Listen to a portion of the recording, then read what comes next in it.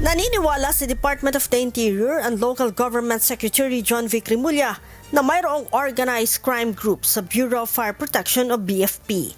Ito'y dahil sa patuloy pa rin aniya ang katiwalian sa ilang tauhan ng kawanihan. There is only one organized crime group in the entire Philippines. Ayan, nasa loob ng BFP. Hindi lahat ng BFP pero nasa loob ng BFP. Ayon sa kalihim, organisado ang katiwalian dahil alam ito ng ilang mga tauhan at opisyal. Organized crime bakit? From admission to inspector to firefighting to procurement, iisa ang toka. Lahat yan alam ko anong ginagawa. I'm gonna put an end to this. Tigil na yan. Sinabi pa ng kalihim na sa kabila ng ginawa niyang paglilinis sa hanay ng mga bombero, hindi pa rin nadadala ang ilan sa mga ito.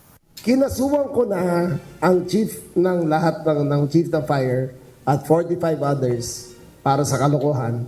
Kinasuhan na. Pero yung mga fire inspectors ayaw pa rin tumigil. I received 10 complaints since na-relieve ko yung fire chief natin. Hindi pa rin sila tumitigil. Sawang-sawa na ako sa kanila. They are out.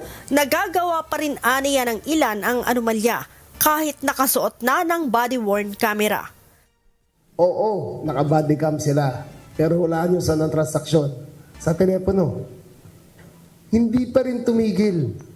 Dahil sa umano'y katiwalian, nauna nang sinampahan ng kalihim ng kaso ang dating hepe ng BFP at sinuspinde ang mga safety fire inspectors sa Metro Manila.